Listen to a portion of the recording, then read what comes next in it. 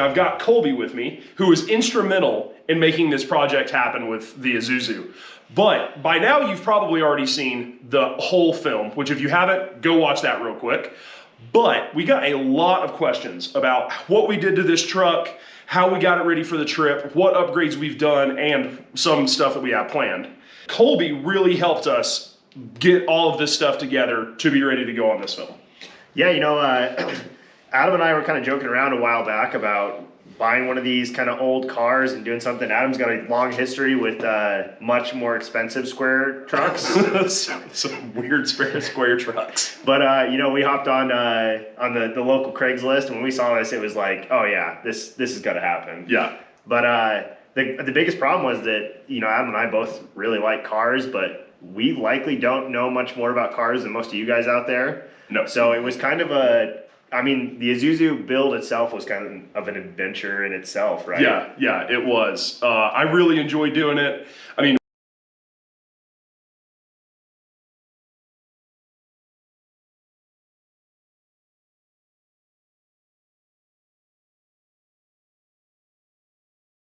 but leave your comments below and let us know what you want to see done to the Isuzu. But before you get into the video, remember to head over to BlueLineFlies.com. We actually made some merch specifically for this project, and 100% of the profits from this merch line is going to go into making more Isuzu films. So if you like this project, you want to see more of it, stop by and grab some merch to support.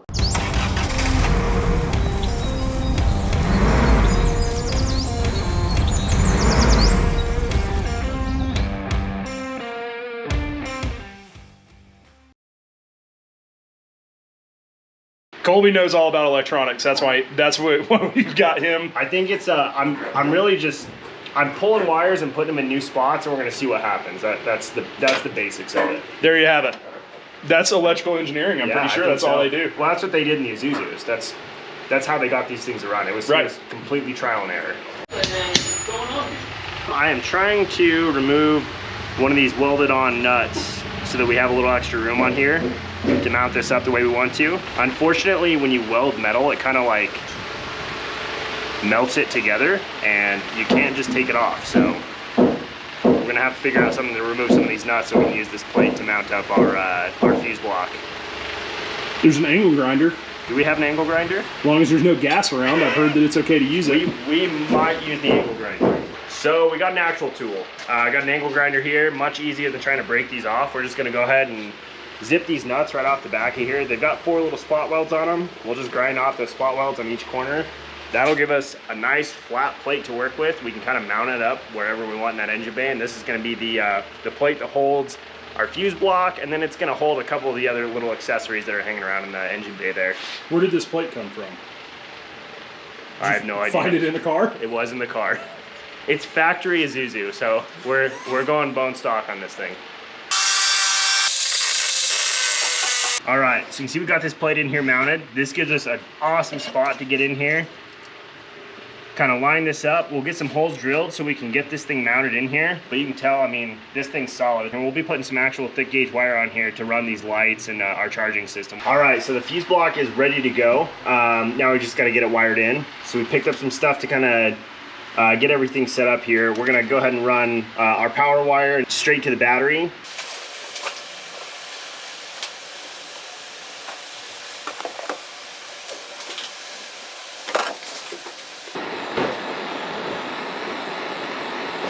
All right, so as you saw in the video, we do have some lights that are going up in the front of this thing. So we're gonna go ahead and, before we get those installed, we're actually gonna pre-wire this thing, get this thing ready for those lights. So when we put those in, they just kind of drop in, plug in, and they're ready to go. So what we did is we ran a lighting harness all the way through the firewall, up behind the dash, and right into a lighting switch that's gonna be mounted right on the control panel. That comes back out to the terminal and also to the lights. When you flip that light on, it's running actually power from the terminal straight down to the light. All right, so right in the back of this glove box here is a pretty good spot. It's out of the way. It's not gonna get in our way when we're driving or when we're wheeling or anything. So we figured that's a good spot. We'll put a hole back there big enough for this USB charger to go in. We'll get it wired up and we should be good to go.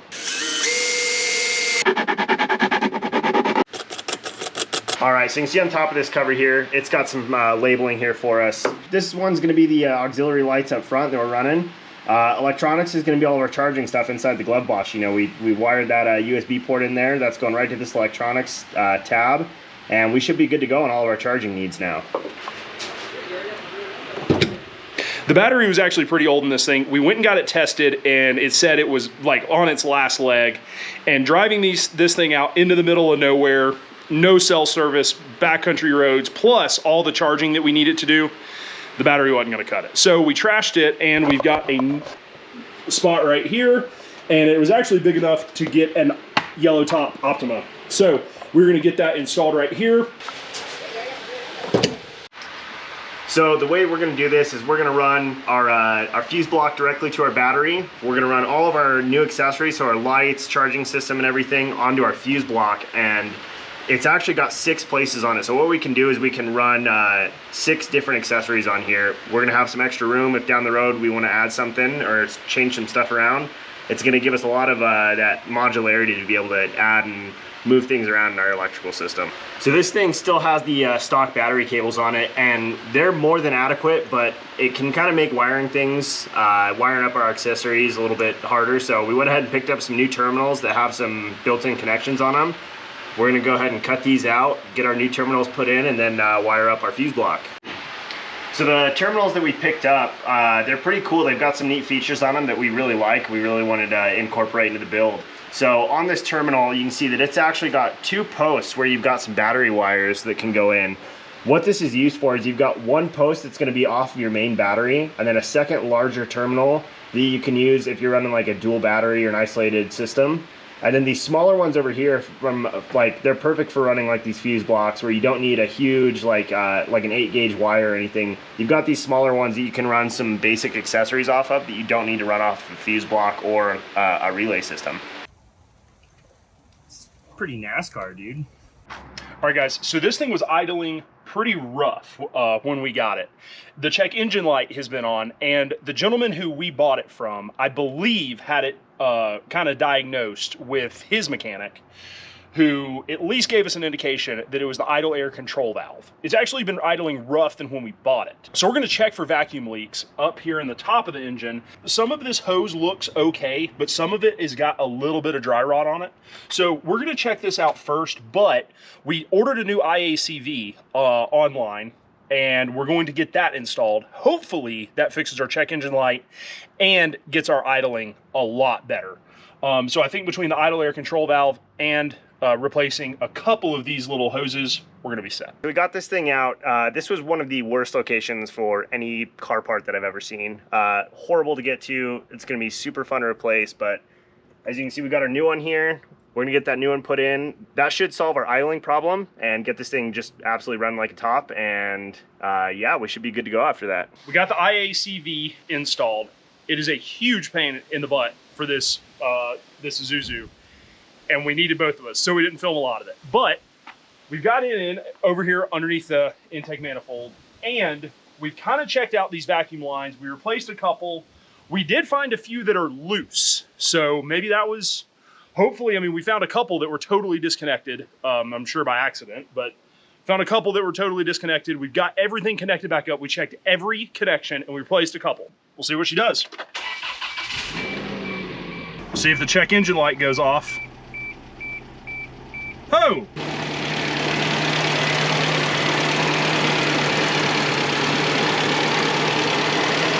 Oh. So much better. It's actually idling. It would have already killed itself by now before we changed it. So, looks like we've got some stuff buttoned up. All right, guys, big day for the Trooper today. We've got a bunch of parts that have come in, and me, Colby, and one of our buddies, Josh, is gonna come over to help, and we're gonna get a lift kit installed on this thing. The suspension is worn out. I mean, 30 years old, 170,000 miles. It just needs a new suspension. We knew that going in, but why not go ahead and upgrade it? So we've got some great parts we've got ordered in. We've got new leafs instead of doing add-a-leafs. Those things were actually pretty cheap to just buy the whole new kit. We've got new ARB Old Man Emu shocks. The CV boots were all torn across the front, so we've got 4 new CVs that we're going to install on the way in. And so to get started, we've got the appropriate beverage of choice, a yellow jacket. If you're going to work on a truck, I feel like you have to drink one of those, so let's get to it. What's that technique called? I think that's redneck engineering. That's textbook. We're gonna hit this with PB Blaster pretty serious. This thing doesn't honestly look too bad. It's got some rust down here. It's really not awful, but we're gonna go in and just start PB blasting the ever-living crap out of these bolts and nuts. Make it a lot easier for us to start getting this stuff off to replace. Truthfully, that's going to be about the worst or the longest problem we're going to have with this install, because these things are so simple, so easy to work on, is if we end up having a problem getting it apart. All right, so step one is we're going to remove the rear shocks. So we're going to go ahead and just get those loosened up. Next step is we're going to go ahead and loosen the rear leafs. We're just going to do the whole rear of the car first. There's a lot more going on in the front with those CV boots that we got to change. So we're going to redo the rear first.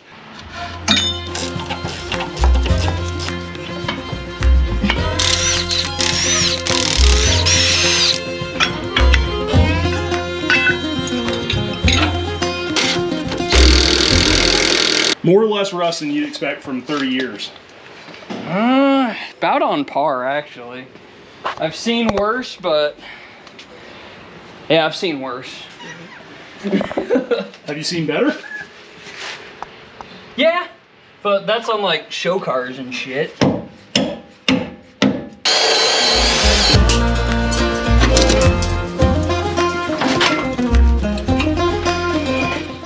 What's going on?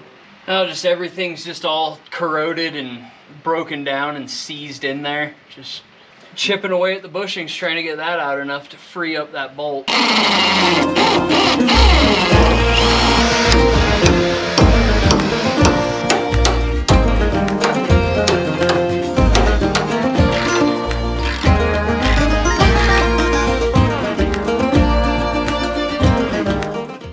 So you can see how bad those gaskets are to begin with. They're pretty awful. So we've definitely going to be a really good thing that we're replacing all this stuff.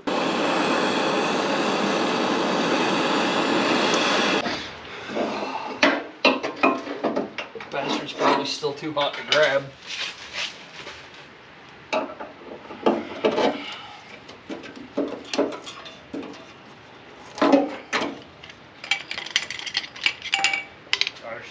So we finally just got the rear shackle off. So next step, we've got to get the new shackles and the new shocks put back up here. So that's the next step. But here's where we're at. We finally got our axles loose on both sides. We got our new ones lined up, ready to roll. So with these new shackles, and these are so much beefier, and not only are they beefier, these actually have a little bit of flex side to side in them. Even when they're completely compressed, they're still going to have a little bit of flex. This has this cross brace in here, which it's really going to help with the rigidity on that. It keeps this straight, which means that bushing isn't flexing left and right in that spring, which is going to keep the life of that bushing quite a bit longer. So these new springs we're putting in, not only are they just a brand new spring that's gonna be a little bit better, they're Old Man Emu brand, they're made for this kind of stuff. These things are gonna take these gnarly dirt roads, no problem.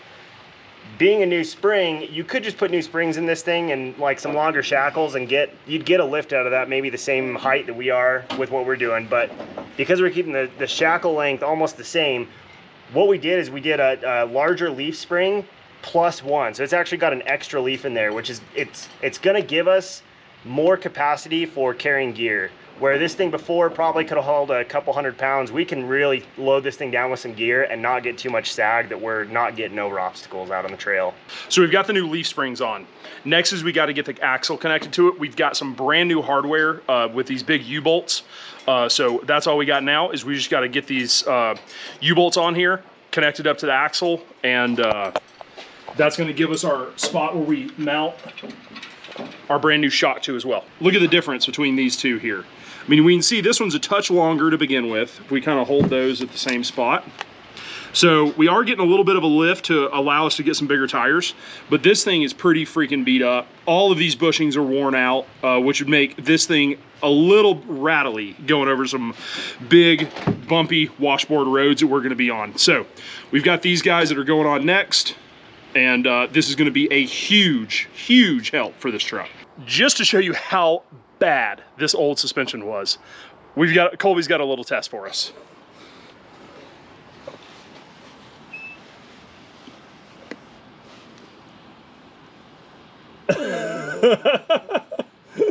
All right, so almost to the end. Last thing on this side is gonna be this strut right here.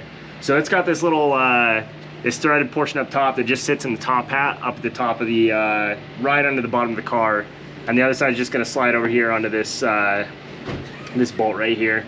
Once we get that on, we'll zip those together, and we can drop this thing down and start getting all these nuts and bolts tight on it.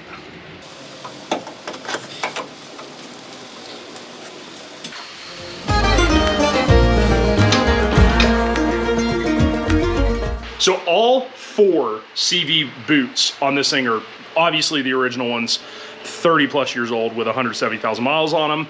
They all have got to be replaced before we start driving this thing off-road.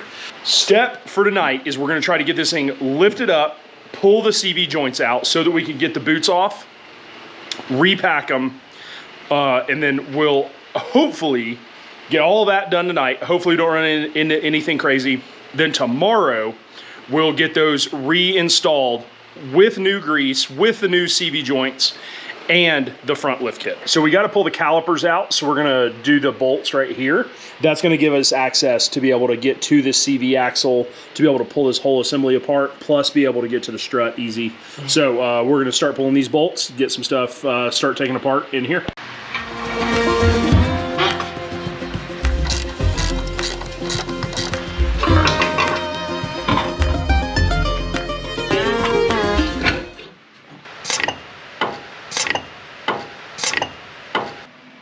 So we can see this is the ball joint for the upper control arm here. For the lift kit, when this thing was stock, it sat on top. But for the lift kit, we flipped it to the bottom per their directions. And so that helps us out with a little bit on the top to be able to kind of account for some of the camber and some of the angles. So we can see we've kind of flipped that around, installed it on the bottom. All right, so we got the old CV out. As you can see, that boot, it's not connected anywhere. The grease doesn't look terrible, so I'm not too worried about internal damage in there. Then the inner CV boot, all in all, is pretty good. Starting to get a little bit of dry rot there in the middle. This one was getting ready to tear anytime, and since it's apart, might as well just replace them both, make sure everything has good fresh grease just to extend the life of these, and hopefully not break a CV on the trail somewhere and end up stuck. What we're working with here is we got all the innards from the CVs all apart, just getting them as clean as we can. You're trying to get all the old grease out. Got them soaking and brake clean in this bucket, so we're just trying to get it all clean, get it ready to pack full of new grease, and get it all slapped together with the brand new boots and get her on the trails.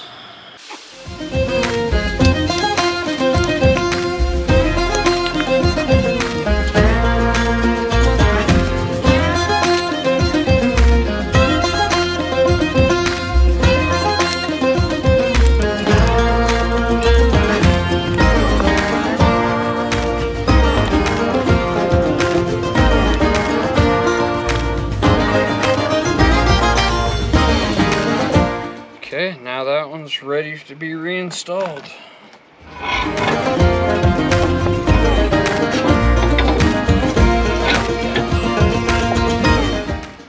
We've got our suspension here really cleaned up. Part of the slow process was those CV boots had broken in the front. So it slung that CV grease all over the front of this thing. And obviously that made a huge sticky mess. All right, so we've got our torsion bars adjusted. We marked them and adjusted them. So we actually looked up how many rotations or how many inches one rotation is. And we ended up kind of just doing some math there, figured out exactly how many rotations we needed for the lift that we bought. And of course, our lift kit company helped us out with that. But we've got some our OME front shocks here. So we've got the bottom of them already bolted in, super simple, just put the bolt through. Now we're gonna compress it and get it back into the shock tower up the top. So that's about the last thing left to do. All right, guys, we finally finished up with the lift. We got done late last night, right around midnight, but everything's great. We're gonna take it for a test drive. Hopefully we can get our tires put on later this week. Suspension feels a lot better. The truck definitely sits a lot higher, which is awesome. So anyways, here's the aftermath of doing a lift kit. But there you have it. Really looking forward to getting this thing out here on some trails, taking on a fishing trip. I'm beyond excited to get that done. So anyways, we got a little more work to do. We just got to kind of get it polished up. We've got to get the roof rack and brush guard done, which is coming soon. We've got one of my guys, or one of my buddies who's a fabricator, actually did some work on the bus, is helping me out with that. So we're getting that hopefully picked up later this week. We've got tires, they're on order. So those are supposed to be into a local tire shop near me later this week. A couple other things we just got to polish up, but those are the big ones. So we're pumped, and we hope this goes good.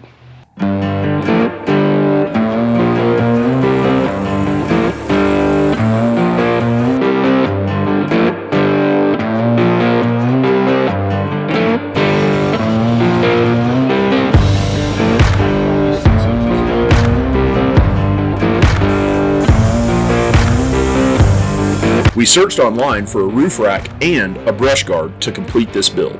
Unfortunately, everything we found was either discontinued or way too expensive. So, we reached out to a local fab shop, Twin Peaks in Salt Lake. They helped us design and build a custom roof rack and brush guard for a much better price than we could find online.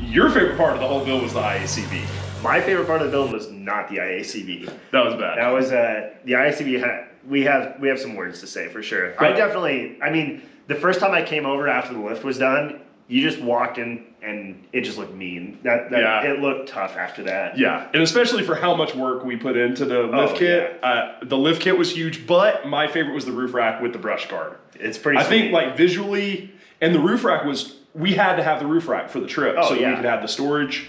But I think the roof rack brush guard combo is my favorite. It's definitely a toss up. Comment below, let us know what your favorite part of the video was. And remember, this was a Craigslist truck that we bought cheap. This is not some $50,000 Tacoma rig. So if you want something to get you to point A from point B, don't be afraid to do this. This was a ton of fun for us. And especially because it's a second car, we were able to pull it all apart and not do something stupid to our daily driver. So definitely worth it. Hope to see you guys in the next episode. We've got Isuzu 2 coming up. We've already got it planned. We already know where we're going. Let us know where you want us to go. But we've already got Isuzu 2 planned, and hopefully we'll go to your location for Isuzu 3. We'll see you out there.